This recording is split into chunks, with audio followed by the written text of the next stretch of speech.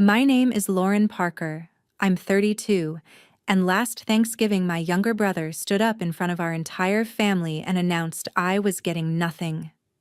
No inheritance, no part of the house we grew up in. Not a single square foot of the life my parents always promised we'd share. One minute everyone was laughing and passing dishes. The next my brother lifted his glass like he was giving a wedding toast and said, "So, Mom and Dad are signing the house to me. Lauren gets nothing." For a second nobody processed it. Then my aunt let out this weird little cheer. My uncle clapped, and a couple of cousins actually whooped like he'd just won the lottery instead of inherited a ticking time bomb. I didn't cry. I didn't scream. I didn't flip the table even though I could feel years of swallowed resentment boiling just under my skin. I just smiled, set my own glass down, and turned to look straight at my mother. She was frozen, eyes on her plate, knuckles white around her fork. She knew exactly what was coming. "Mom," I asked, keeping my voice calm enough to cut through the noise, "should I tell them, or will you?" Her fork slipped from her hand and hit the plate with this sharp little crack that sliced through the room. My brother's chair scraped backward. "Tell us what?" he snapped, his voice already climbing, like he could sense that his shiny new prize wasn't what he thought it was. The truth was simple. The house he thought he'd just won was drowning in debt. And he was about to find out that being the favorite child came with a mortgage-sized catch. But before I tell you what happened after my mom's fork hit the plate, and what my brother did when he realized what he'd actually inherited, tell me, what time is it where you are right now? And where are you watching from? I want to see just how far this Thanksgiving disaster travels. If you want to understand why that one sentence from my brother felt like a knife, you have to rewind 2 weeks before Thanksgiving, back to Austin, where I live now. I'm a product manager at an ed tech startup, which basically means my days are spent turning chaos into roadmaps and forcing people to look at uncomfortable numbers until they finally admit we need to change course. Features don't ship because we hope for the best. They ship because we measure, plan, adjust. My parents, on the other hand, had been running their lives like a buggy beta version. No tracking, no documentation, just vibes and "we'll fix it later."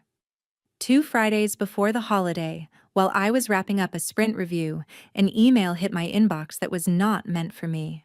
Subject line: Notice of delinquency. The sender was the bank that held the mortgage on the house I grew up in. My name showed up in the CC line because, years ago, I'd helped Mom set up her online banking and used my email as a recovery contact. One click, and there it was. A cold, clinical breakdown of our family legacy in red numbers. A second mortgage I'd never heard about.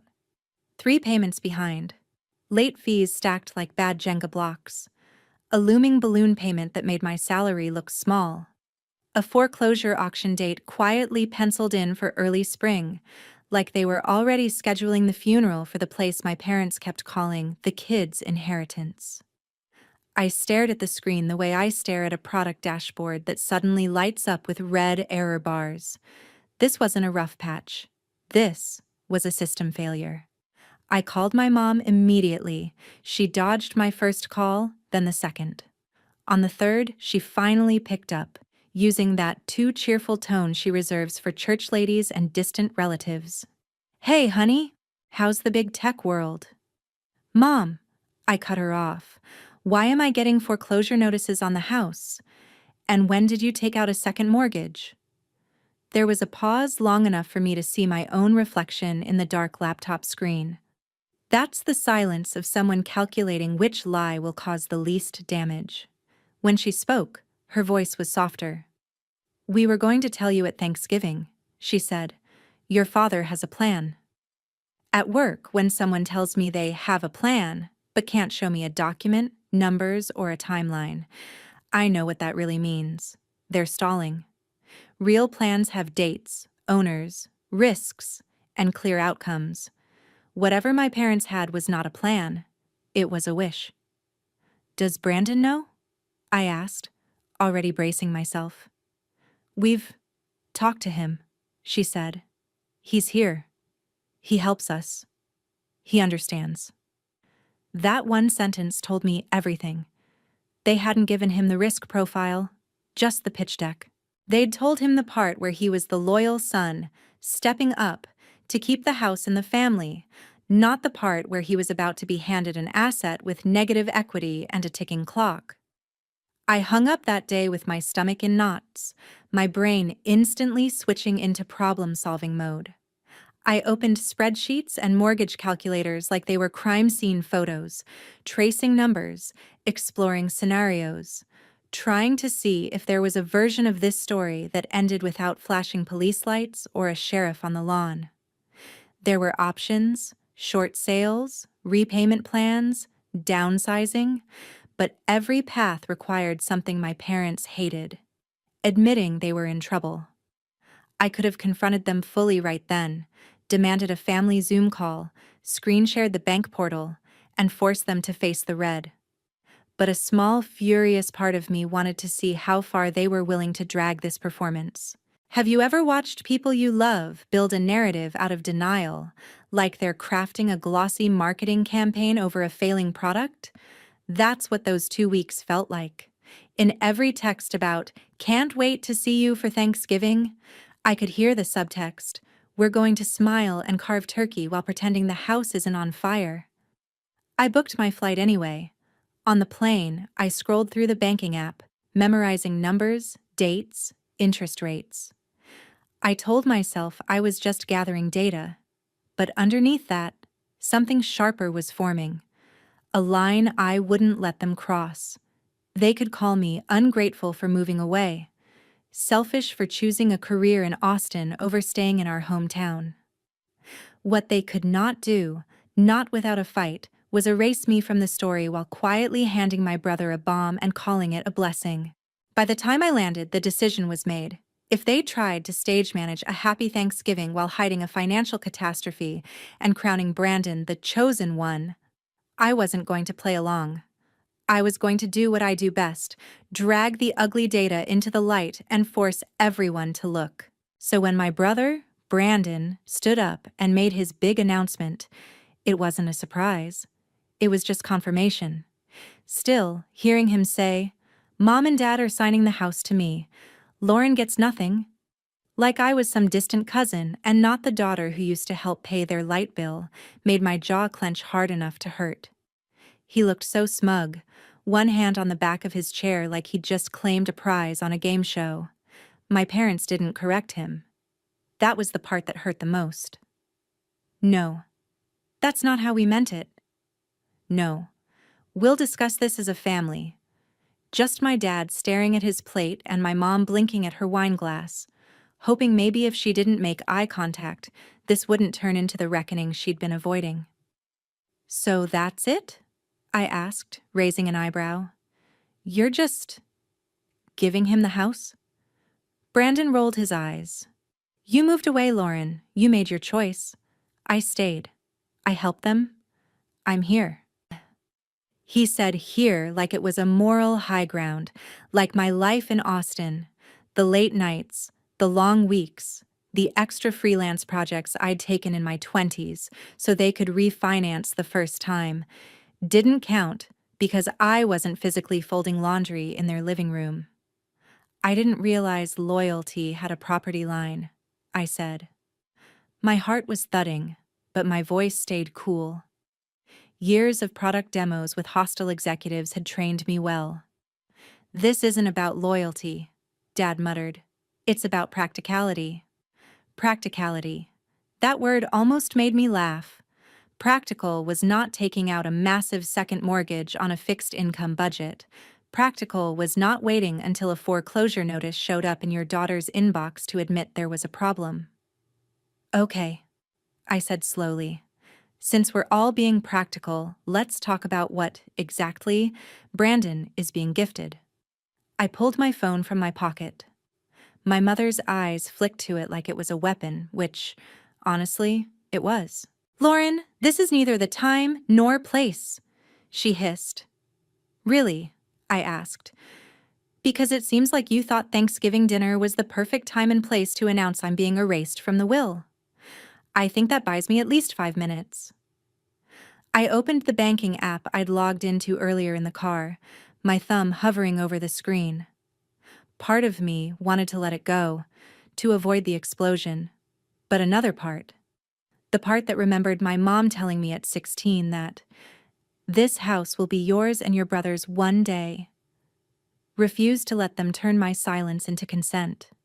Brandon, I said, locking eyes with him, do you know how far behind the payments are?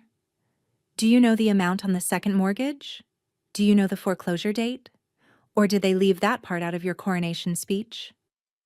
His smugness faltered, just a little. What are you talking about? The room quieted, forks hovering mid-air, conversation dying off like someone had hit mute. I'm talking about this, I said, turning the screen around so they could see. 3 payments behind, a balloon payment due in March, a foreclosure auction scheduled for April if those numbers don't change. My aunt gasped. My uncle muttered something under his breath. My grandmother, my dad's mother, Eleanor, the one person at that table who'd never sugar-coated anything in her life, squinted at the screen and then at my father. Robert, she said sharply, what is she talking about? My father finally looked up. He opened his mouth, closed it, then ran a hand over his face like maybe if he rubbed hard enough, he could erase the last 60 seconds. We're working on it, he said weakly. It's under control. Under control. If I heard that phrase one more time, I was going to scream. Is it? I asked. Because from where I'm sitting, it looks like you're tying a sinking house around Brandon's neck and calling it a gift. And here's the question I want to ask you watching this. If your own family tried to hand you a disaster wrapped in a bow, would you stay quiet to keep the peace? Or would you blow it up at the table like I just did? Brandon snatched my phone out of my hand. He stared at the numbers on the screen, his eyes racing over the overdue notices and the bright red, past due banners like they were in another language. This has to be wrong, he said, his voice cracking. Tell her, Dad. Tell her you've got this handled. Dad didn't answer right away. The silence stretched so long that even the cousins at the kids' table stopped whispering. Finally, he sighed. It got away from us, he admitted. The roof needed to be replaced. Then your mother's surgery. Then the car. I thought the refinance would give us breathing room. I didn't expect the market to turn like this. So you just didn't tell us? I asked. You didn't tell me when you signed the second mortgage. You didn't tell Brandon when you promised him the house. You just crossed your fingers and hoped the bank wouldn't notice. Don't talk to your father like that, Mom snapped. But there was more fear than anger in her voice. We were trying to protect you. I laughed once, sharp and humorless. Protect us? By lying? By letting Brandon think he's getting some dream inheritance when really you're handing him a foreclosure date? Brandon finally tore his eyes from the screen. The anger had drained from his face, replaced by something rawer, more fragile. Is this true? He demanded, looking between our parents. All of it? Mom's eyes filled with tears. We thought we could catch up, she whispered. Your dad had some side work lined up. And the holidays. We wanted one more good Thanksgiving in this house before. Before what? I pushed. Before the bank took it? Before you disappeared to some rental and pretended this never existed? Eleanor cleared her throat, her voice cutting through the tension like a blade. Robert, you raised those kids to be straight shooters. Don't you dare start lying to them now that the money's gone. Everyone in the room flinched at the word gone. That's the thing about money problems. People will talk about anything else. Politics, religion, death, before they'll say the word broke out loud. It's not about the money, Brandon said suddenly, his voice hoarse. It's about the fact that you told me I was the one stepping up. That I was going to keep the home in the family, while Lauren ran off to live her big city life.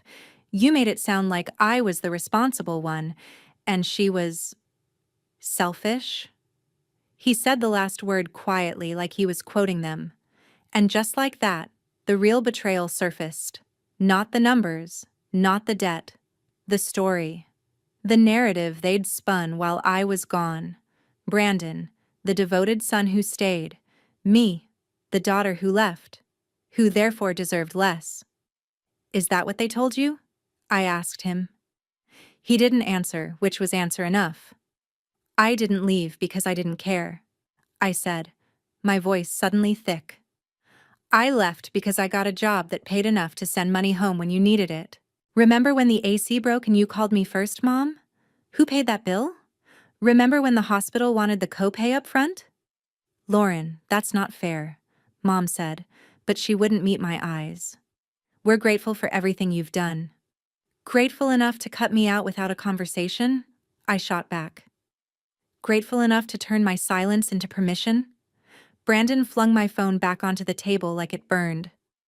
So what am I supposed to do? He demanded. Just say thank you for the privilege of inheriting a house the bank already owns? You don't have to do anything, Dad muttered. We'll figure it out. The old script again. We'll figure it out. Translation. We'll double down on denial and hope no one notices the smoke until the fire department shows up. No, I said quietly, surprising even myself with how steady I sounded. Actually, you do have to do something. We all do. But step one is this. The house is not being signed over to anyone until every single number is on the table.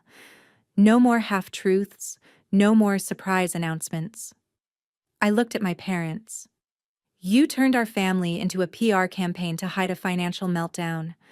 That ends tonight. Have you ever had to be the bad guy in your own family just to stop them from walking off a cliff? Because that's exactly what this felt like. Choosing to be the villain at Thanksgiving so my brother wouldn't wake up in a few months wondering why the sheriff was taping a notice to his front door. After that, Thanksgiving was officially ruined. The turkey sat untouched. The gravy formed a skin on top, and the green bean casserole congealed in its dish while the scent of cinnamon and roasted garlic hung in the air like a joke. Brandon shoved his chair back so hard it scraped the floor, then stormed outside, the screen door slamming behind him with a crack that made everyone flinch. For a moment, I honestly thought he might just keep walking, down the sidewalk, into his truck, out of our lives. Instead, through the window, I saw him pacing up and down the driveway, phone pressed to his ear, gesturing wildly as he talked too fast to his girlfriend, his whole body language screaming betrayal. Inside, the rest of us sat in a silence that felt like aftershock, the kind that follows an earthquake when you're waiting to see if another one is coming. This is a family matter, Dad said finally, as if he could rewind the last 20 minutes and put the lid back on everything. We shouldn't have aired it like this.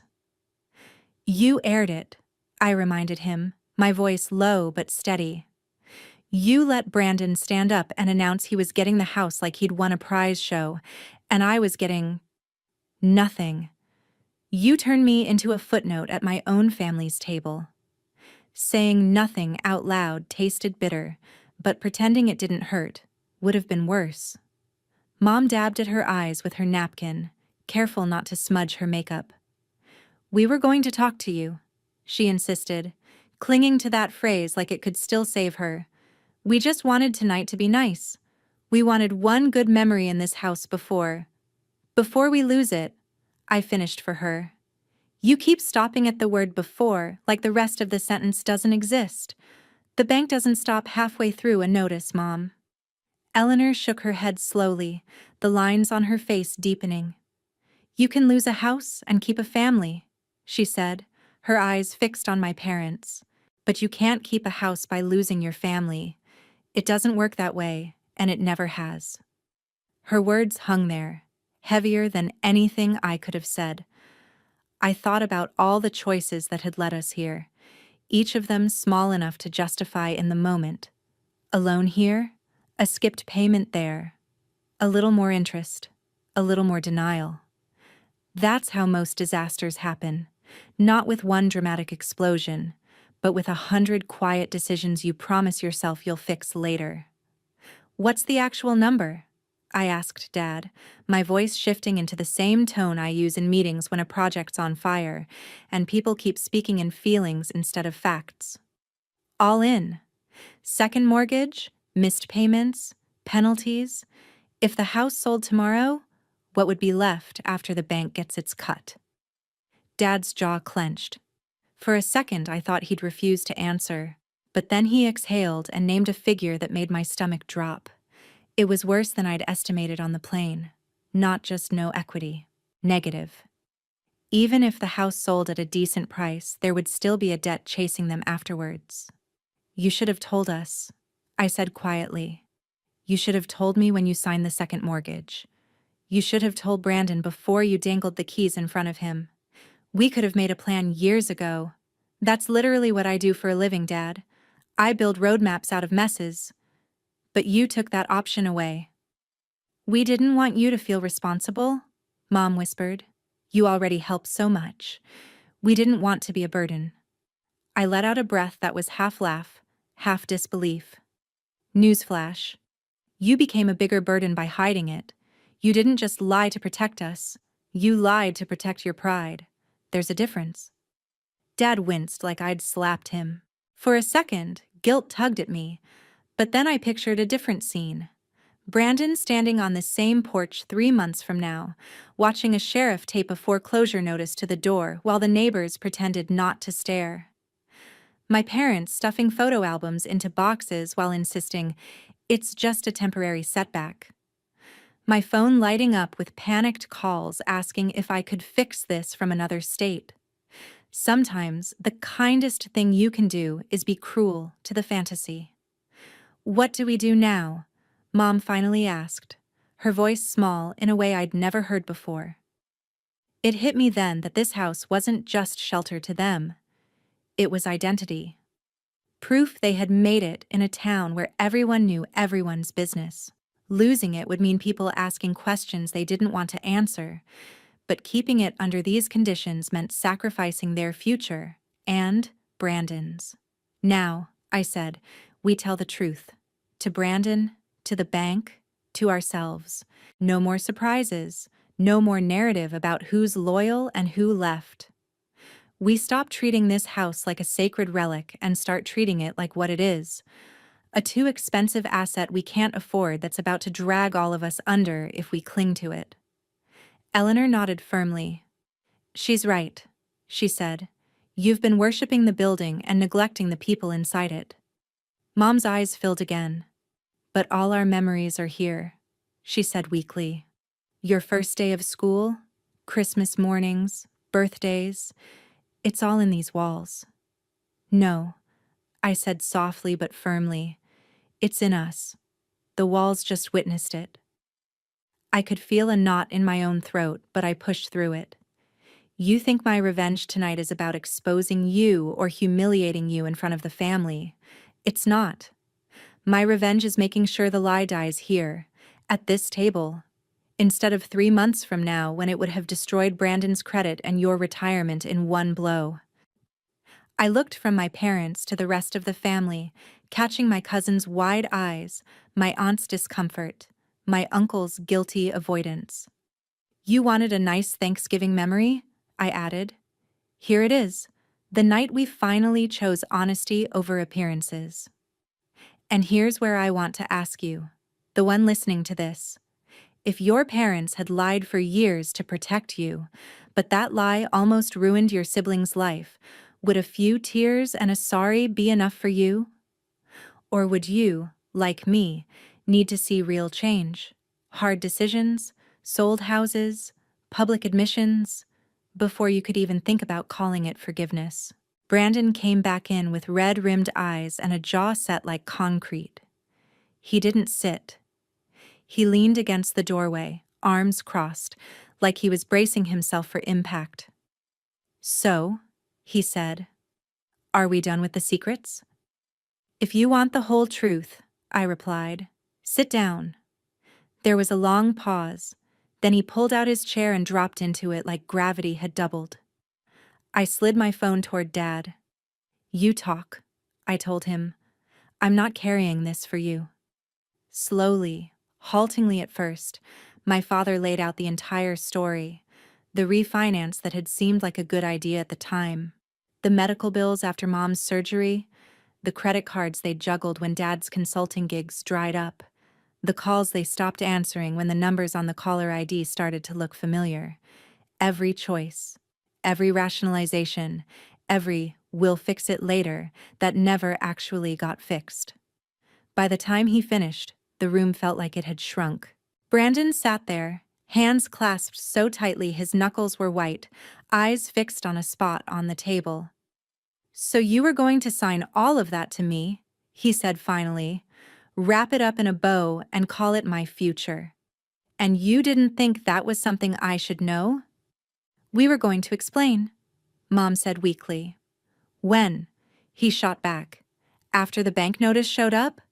After I'd moved in and you two were on a cruise somewhere, while I tried to figure out why my gift came with an eviction date?" Dad flinched. "We weren't trying to hurt you," he said.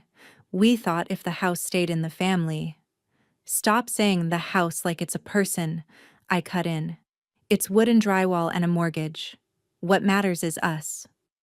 Brandon looked at me then, and for the first time all night I saw past his anger to the kid who used to climb into my bed during thunderstorms. "Did you know?" he asked quietly. "All of it?" "I knew about the foreclosure date," I admitted. "I didn't know how deep it went until tonight. But I knew enough to realize you were being set up to take a fall for a problem you didn't create." He swallowed hard. "So why didn't you, I don't know, let them do it? Let them sign it to me, watch me crash, then swoop in and say, 'I told you so'?" It was a fair question. A revenge story practically writes itself that way. Because as mad as I was about the "you get nothing" line, I said, I couldn't stand the idea of you waking up one day and realizing our own parents had used you as a shield. I wanted justice, not a body count. He let out a shaky laugh. "Justice," he repeated. "Is that what this is?" "It's a start," I said. "Justice looks like everyone owning their part. Mom and Dad being honest. You admitting that you loved being the golden child a little too much. And me admitting that part of why I didn't push harder earlier was because I wanted them to see what happens when you choose fantasy over facts." Eleanor nodded. "She's right," she said. "Running from this will just make it worse. You kids deserve better than a legacy of denial."